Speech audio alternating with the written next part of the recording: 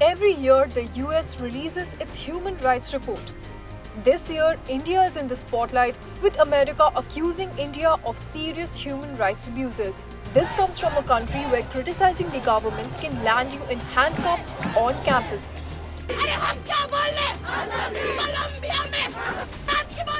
Let's break down America's hypocrisy for you.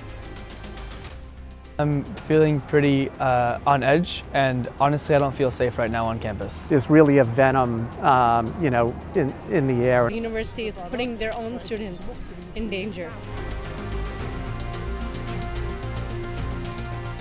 College campuses across the United States are seeing a surge in protests in response to the ongoing Israeli assault on Gaza. The latest protest started at Columbia University, where students across the country have taken action, including marches, sit-ins, and encampment building. We are unequivocally opposed! We are unequivocally opposed! To that police state! You know, if people can hold up signs calling for a foreign terrorist group to kill students, as somebody was holding up a sign saying Al-Qassam's next target, or people praising Hamas. I mean, it's one thing to support Palestinian liberation, which I fully support. It's another thing to support a designated terrorist group. The unrest has spread like wildfire. In fact, the University of Texas saw over 30 arrests, while USC witnessed a similar crackdown with 50 detained protesters.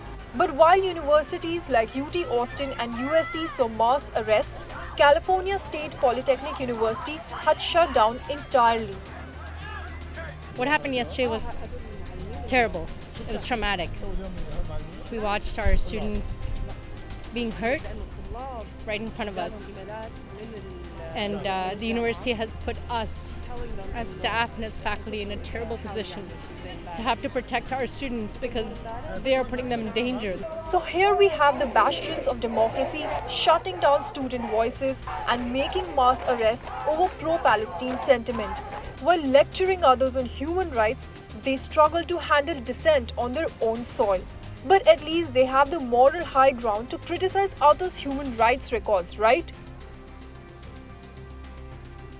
The US State Department has compiled a list of credible reports on human rights concerns in India: extrajudicial killings, disappearances, internet shutdowns, and torture. And if that's not enough, Americans have even mentioned the tradition of what they call activist surveillance and punishing families for someone else's crime in India. However, the US seems to have a convenient case of amnesia regarding its own history.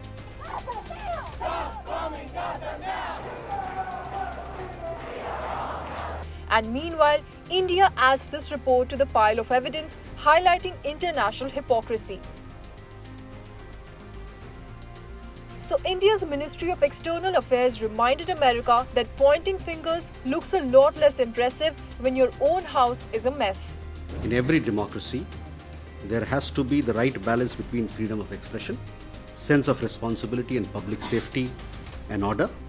Democracies in particular should display this understanding in regard to other fellow democracies. After all, we are all judged by what we do at home and not what we say abroad.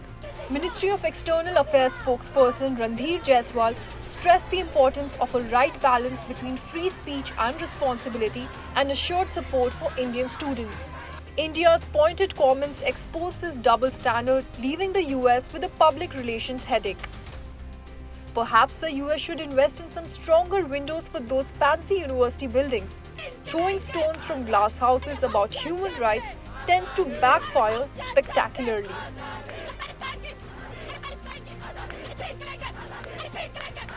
For more informative videos like this, keep watching India Today Newsmo.